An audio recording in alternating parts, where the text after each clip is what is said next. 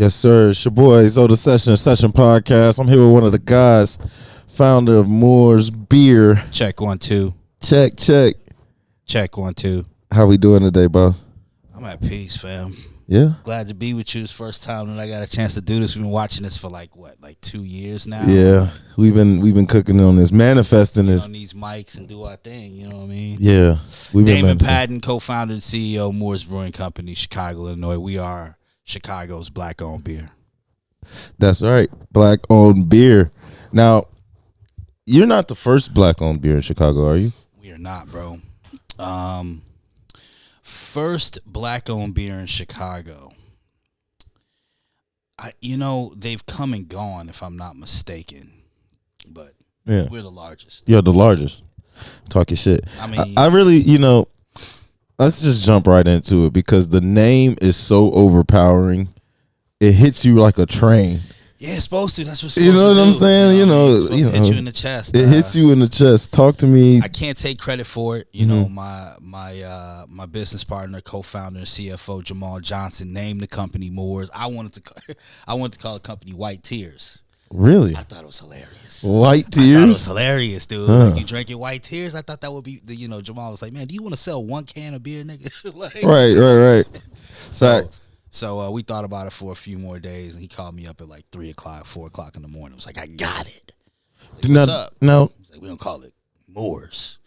I'm like, fuck, I should have thought of that shit. Like, you know what I mean? Was there a worry though of like any type of like you won't be able to hit this type of market type of worry? I was worried. Jamal less so. From the gate, like I was real kind of like, yes, I want to go, but I'm scared. Right. I'm scared for real. Mm-hmm. But Jay is real. Jay is from. Yeah, he's like, oh, fuck that. He's like, no, fam. I'm gonna put a battery in your back, and you about to fucking stand up in front of him and tell him, no, we're gonna do it this way, and that's exactly what happened. Right. He was real adamant about keeping a black man on the can. There were people that tell him to take the brother off the can. Like, that's like the whole shit. Brother, first of all, shout out to Moor's Beer for the setup, guys. They gave us all the flavors that they got. Shout out to the Session Podcast. Shout out, on this blig that he wrote. Oh, yeah, you know what we doing over here, man. If y'all know the Session Podcast, y'all know what time it is, man. Y'all know how we do it. But, like, we talking about the design of the beer and the can or whatever. Not only do you got a black man, like he overzealous, chained up, Cubaned up.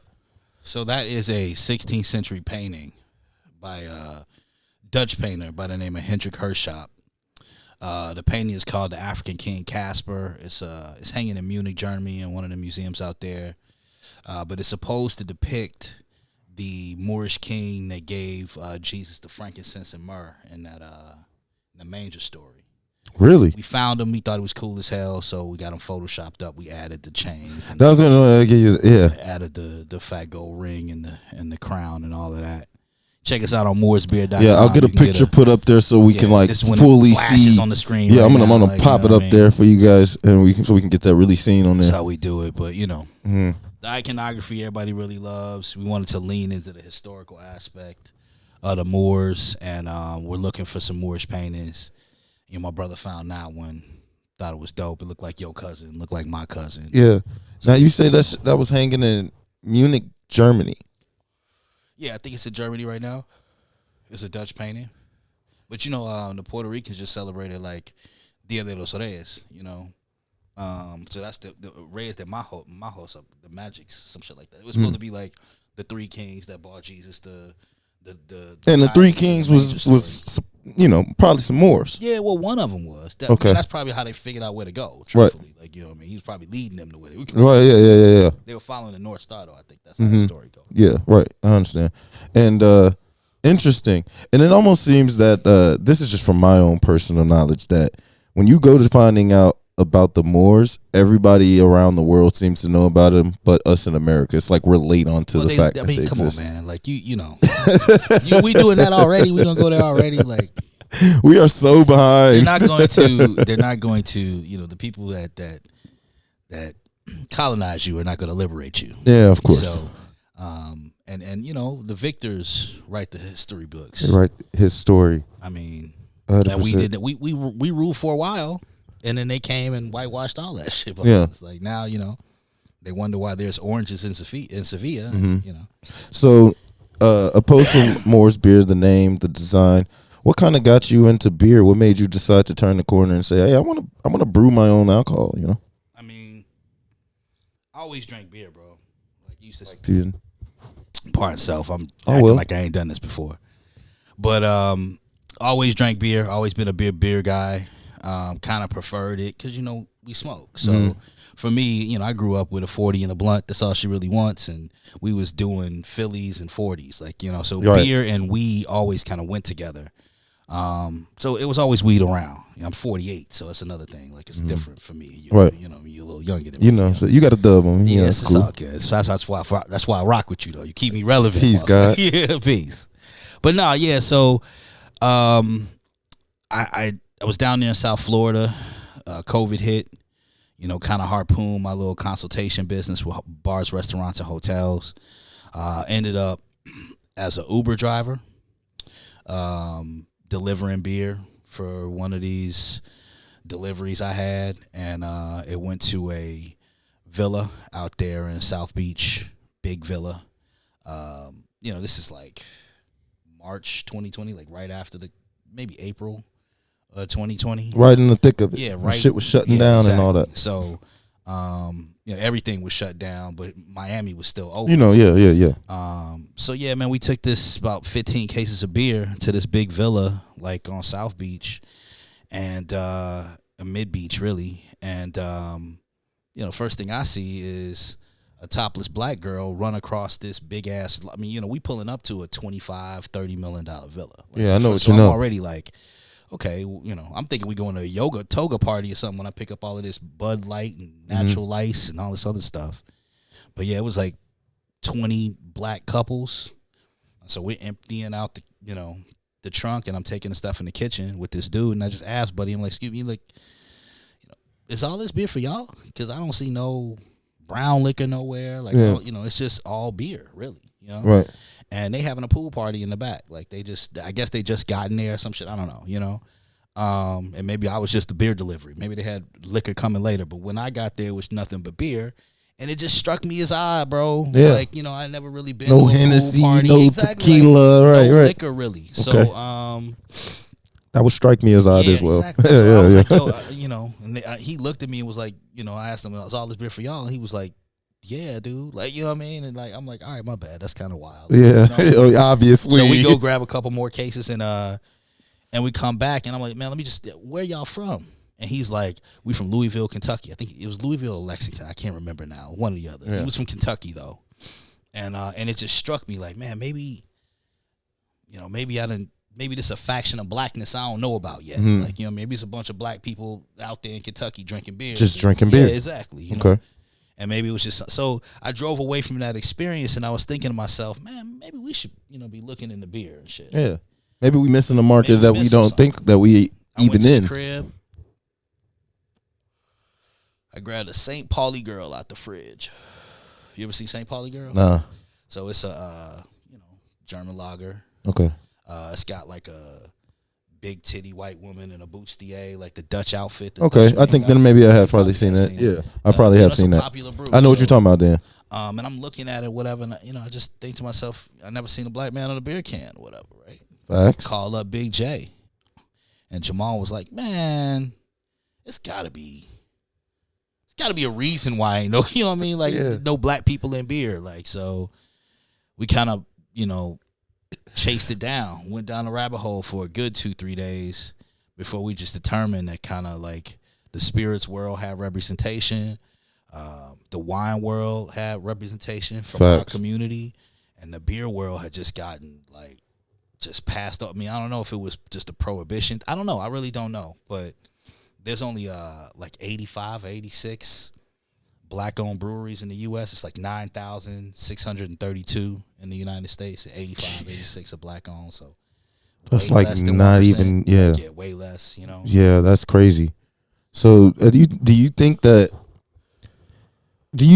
maybe because black culture has just kind of evolved more to hard liquors and like, You know, I Spirit. got a couple theories, bro. I really think, this is the type of shit. So like again, I grew up with, a 40 and a blunt. Yeah, no, that's all what I'm she really saying.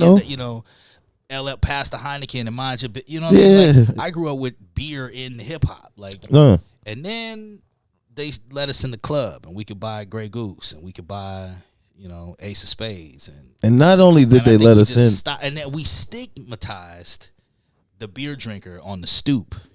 You know what I mean? Smoking an L. You weren't getting money if you was smoking, if you was drinking a beer. And that's what happened. The culture changed on us. And then what's even wilder when you think about that, not only did they let us in the club to taste it, they overcharged us. Oh my God. Just to taste it. Yeah, it's crazy. And really made us like, oh, if you drinking the Bud on the corner, you look crazy. You bogus. Wow. But like Schlitz had a lane. And St. Ides had a lane. You know what I'm saying? And I mean, Mickey's Ice. I know about those. Yeah, I know about those. Of course you do. Like, that was in the culture. You was shorty. Yeah. Drinking them shits, but I was drinking them. Even like shit. Like, well, maybe this was more hard liquor, like Mickey's. Yeah, Mickey's is malt. But you feel me? Same thing. We was drinking them too. I know that people was drinking them though. You know what I mean? Grenades. We were definitely drinking them. Yeah, facts. Dang, that's crazy. That's crazy work. Yeah, but this game is wild because really like.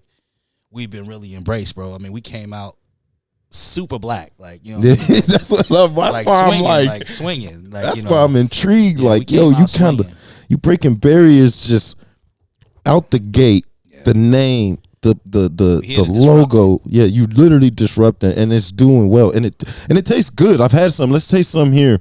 Yeah, you mind if I get a little bit of ice? Which one is the? Oh, these are pretty cold. I mean, it's fine. Just in case, some water or something. It's only like 17 degrees outside. Which one is your favorite? My favorite's the porter, in the red can. The red one? The Imperial Porter, man. We infused that one with lavender. Okay. Ooh. It's also the strongest one we make at 8.3. Okay. Porter is like a cousin of stout. So if you keep fermenting porter, it becomes stout. Okay. And stout was one of them. I mean, I was hanging around a lot of Caribbean people when I was growing up, listening to a bunch of dance hall and.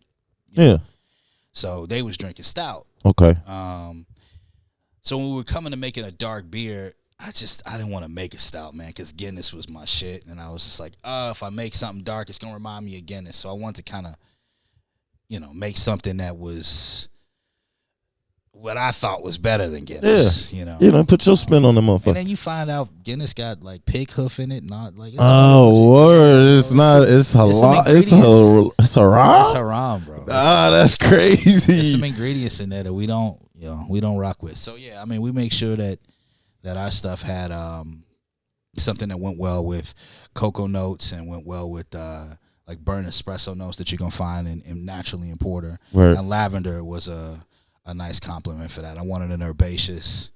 I was thinking about mint. Then I thought that might taste like fucking toothpaste. So we was like, nah. Yeah. So now,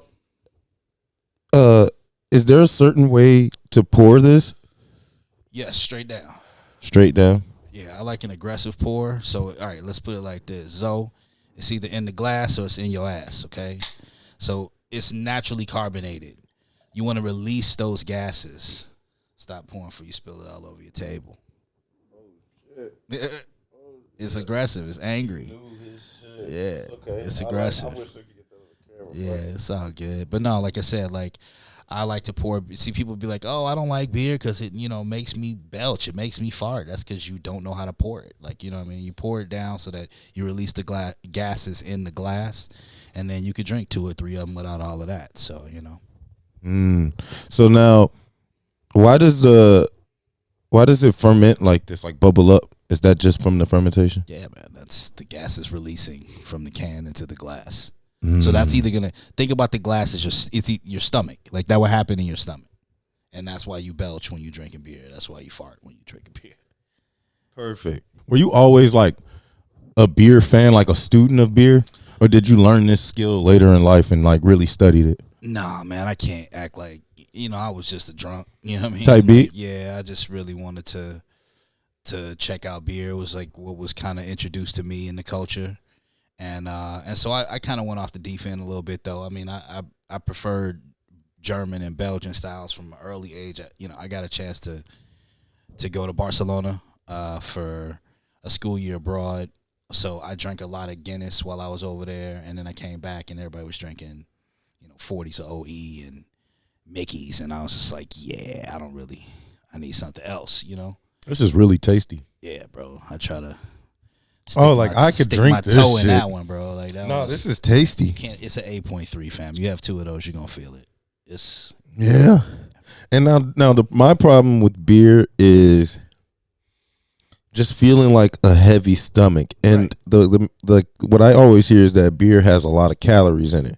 It depends on the beer. The higher the alcohol content, the more calories. So that 8.3 probably gonna have closer to 200 a serving. Okay. Okay. So no, I was hearing that beers had like 500-700 calories in it. It depends on what, relatively speaking, like an ounce of alcohol, 125 calories. Right. Ounce of alcohol is pretty much what you're gonna get in a 12-ounce serving of beer. Ours is 16, so Okay, maybe about a cool 1.5, 1.7. 150 calories. Yeah, okay. Don't quote me on that. No, it's not. It's just a rough. This is an approximate, guys. Like, I mean, we can never, this is just for generalizing of all beers. Exactly. And the more alcohol content, the more caloric intake you're going to get. But, well, that's just, that's just simple and plain, that's obvious. And so, when you went into getting into this beer, was it a difficult time trying to get through some like hoops and bounds to get this thing off the ground? I mean, yeah, there was definitely some pushback on every aspect. Truthfully, if it should be beer, like I said, there's nobody really that was kind of in it. So you start wondering why people aren't in it, and you're looking for the reason why there's no other black-owned beer companies that you really can kind of, that are household names, and yeah, man, so the difficulties of coming over those kind of like stigmas that, that it should be a white dude with a neck beard and a bunch of tattoos riding a Harley and wearing a bunch of buffalo plaid, like, you know what I mean? And then they see us and it's like, yeah, not going to cap in with deer hunter hats on. I mean, it's a whole different vibe. So I'm not going to cap. As a young guy, when I think about beer, I immediately think dive bar, like country guy, like, sports. Like I've always sports, sports. But like fucking, you know what I mean? Frat house. Yeah.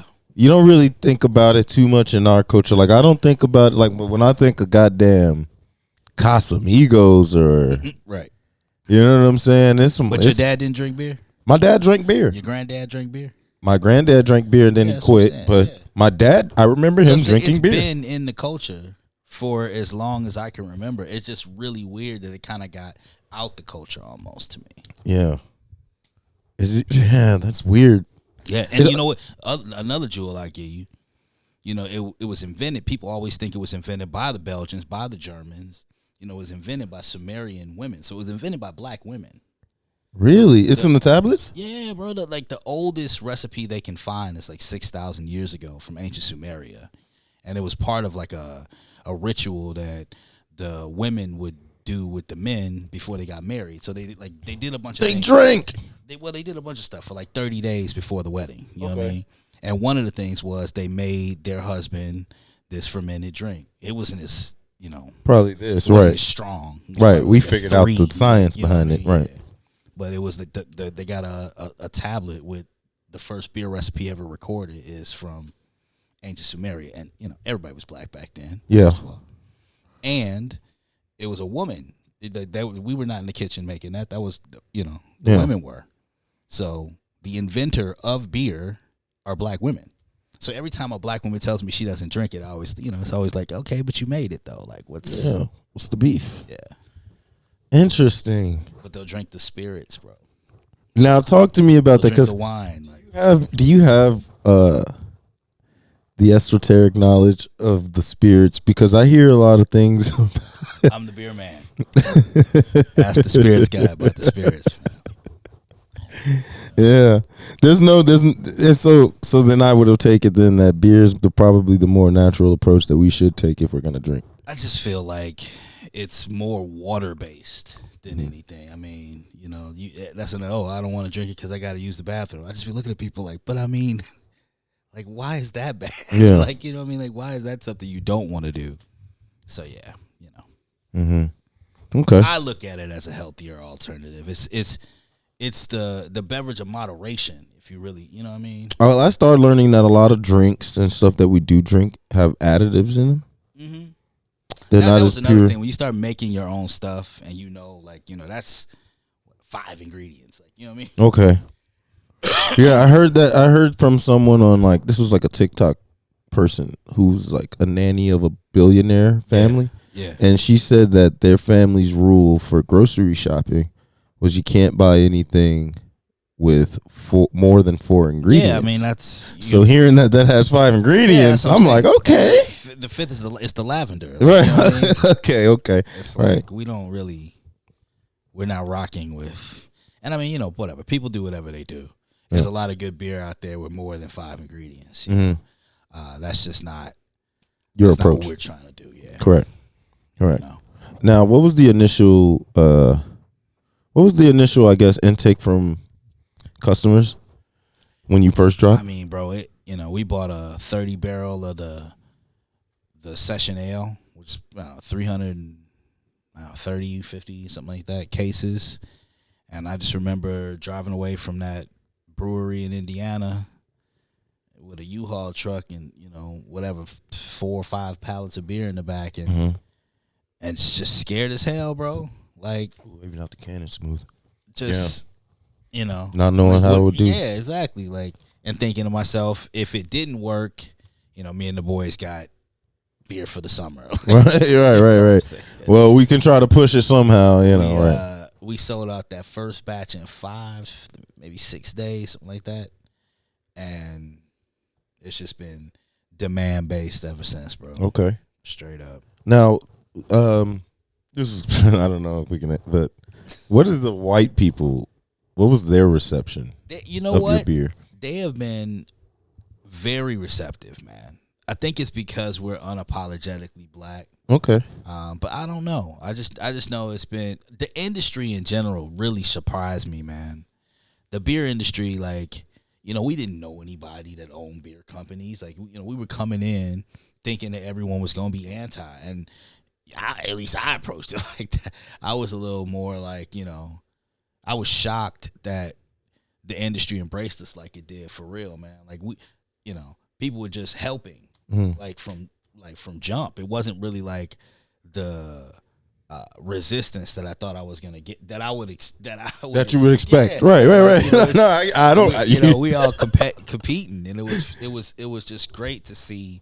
Damn. That there was an industry like this one that had a large amount, man, of people that were trying to help each other. Like, to this day, I mean, we got forums, and it's like, people from all over, all these brewers from Illinois are like, I can send grain all the way down. Yeah, let me know if you need use my cow, use my hay. Yeah, you sure? You don't. I got a bit extra. Nah, great. I love that. I love that for man. You guys. It's really like that. Nah, facts. You know what though? I've never, in my experience through life, I have had, you deal with racism and whatnot on a scale to an extent or whatever. But from what I've experienced is if you continue to be who you are, but you do great work and you do good things and you're a locked in person, like, white people do not mind putting you in a great position. Like, I don't know what y'all have experienced. Everybody's different. You do get some pushback the higher up the ladder you go. But in my experience, I mean, I just never change who I am. And I think that's where people go wrong is when you start changing who you are and then you don't want to be that person anymore and then they don't like that person anymore. Yeah. It's like, hey, buddy, you fucked that up. I think it's interesting that, it's January 7th, 8th. So, this DEI thing that's going around, like McDonald's, I think yesterday or the day before, just like quash their DEI program and are going to try and like incorporate DEI best practices in their normal day-to-day business. Like that's the way that kind of the Fortune 100s are framing this thing now with new administration coming in, and so DI is really getting a pushback. Like everything is like even Steven. Mhm. You know what I'm saying? I just think it's interesting because you see. That's what I'm saying. I think the beer industry is really it's not like that. It's not like that everywhere. You Right. know? Okay. I thought it was really interesting to see that like these group of guys will really help you out when McDonald's is taking their DEI program away. Yeah, Like, facts. Now, are you guys in more cities than just Chicago? So currently we're in every Whole Foods in New York City. Ooh. We're in all the Total Wine and Moors in the New Jersey area, in the state of New Jersey. And, we're working hard to get open in a few more areas here this year. Indiana, we just got Northeast Indiana, working hard to get to Indianapolis, but Michigan's going to come online. Everything kind of in proximity of Chicago. Midwest is going to get sold. Yeah, it's gonna matter come what. online this year. So Okay. that's what we're aiming to do. But New York, that's pretty fucking cool, man. Yeah, New York's a bear, bro. Yeah, buddy. It's a big place, But so far, so good. People like the beer. It's working out in New York. Very good. Proud of you, buddy. That's awesome. So far, so good. That's awesome. I try to keep it humble. You know how we do. Yeah, I mean, but that's pretty big, man. I mean, shit. That's pretty good. I don't know what anybody. So the goal is to be the first black-owned beer brand to nationalize distribution. Nationalized. Yeah. It'll get done. So yeah, exactly. I mean, the precedence is set. Like I said, you St. Ides, like Yeah. you know what I mean. Schlitz. Those were inferior products to Moors, in my opinion. Yeah. So I think we can get a chance to kind of halfway down, and this is a good. It's like it'll take care of you. This motherfucker is a beer. Yeah, bro. In this Take care. mug, I am so appreciative of this, Absolutely. buddy, because You now, gotta like, drink it. My mother used to say only babies drink out of bottles and cans. no, my mother used to say that too. She used to say, "Never give a drink out grown of- man yeah. any plastic." Yeah, basically, men drink out of glasses. Yeah, that's what she used to say. So Damn, we were raised right. yeah, man. Telling you. Very good. So now in the next, I mean, obviously, like you said, expansion, Right. of course. But are there any other things that you want to extend from Moore's beer, or do you want to just continuously stay with beer? Well, I mean, I'm gonna share with you. We haven't really told anybody about this. Oh, the exclusive. I love that. I rock with you, bro. Appreciate that, guy. We're gonna open a tap room here pretty soon, Very good. and that is gonna be an experience. It's gonna be a sports bar, elevated, feature our beer. It's gonna be a collaboration. We'll announce the collaboration somewhere else, but I'm trying to get the thing open in February, man. We sitting here in January now, so real soon. That'll be up. good. Yeah, That'll real be soon. good.